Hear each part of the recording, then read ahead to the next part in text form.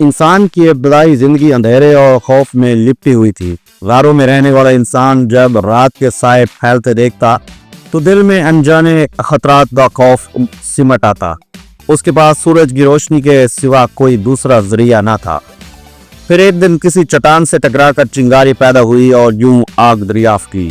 आग ने इंसान की जिंदगी बदल दी, मगर ये रोशनी आरबी थी, महदूद थी और खतरनाक भी। सदियों बाद जैसे जैसे तहजीबें तरक्की करती गई, इंसान ने रोशनी के बेहतर ज़राए तलाश किए। मिस्रियों, यूनानियों और रूमियों ने मशलों और तेल वाले लैंपों का इस्तेमाल शुरू किया।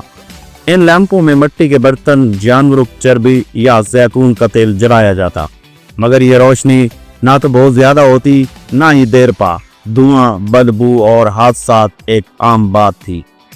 18वीं सदी में जब सनती इनकलाब आया तो फैक्ट्रियां, कारखाने और रातों को चलने वाले इदारे वजूद में आए, लेकिन वक्त के साथ रोशनी की कमी एक बहुत बड़ा मसला था।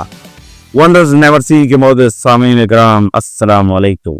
बिजली की बुनियाद रखने वाले साइंसदानों जैसा कि बेंजामिन फ्रैंकलिन, माइकल फैराडे और जेम्स क्लार्क मैक्सवेल ने बिजली को समझने, काबू पाने और इस्तेमाल करने के लिए बेपनाह तहकीक की।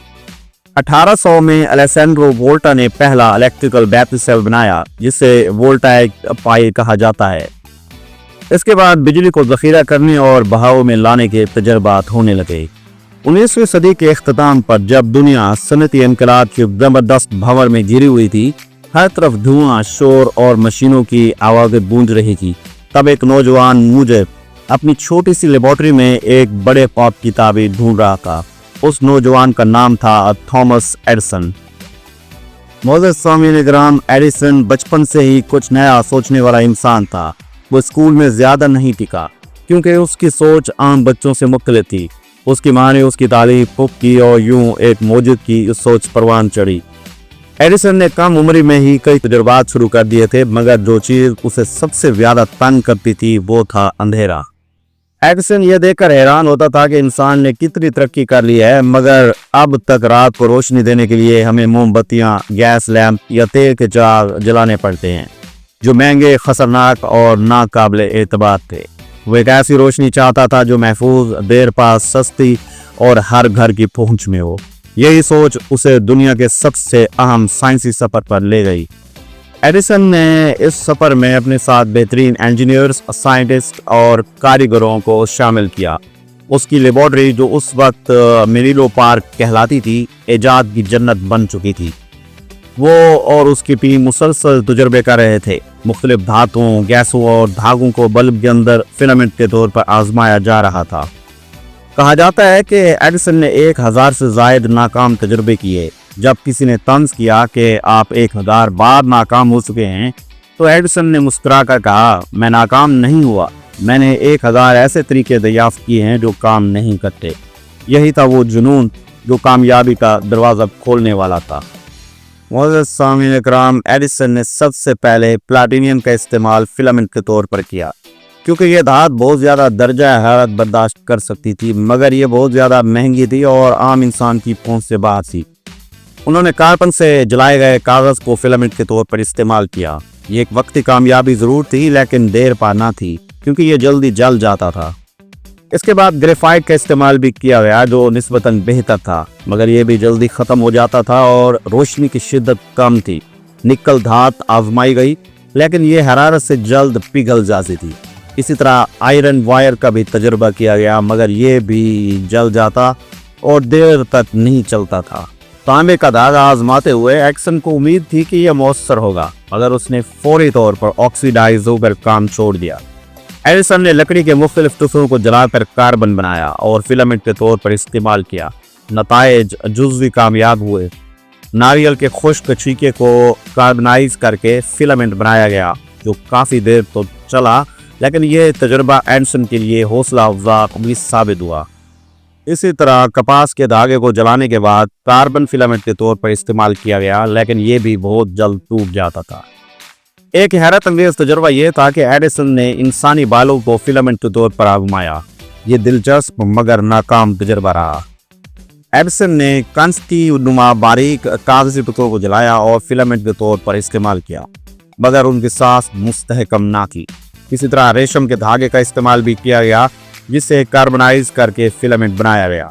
ये कुछ बेहतर रहा मगर ज़्यादा देर तक ना चला।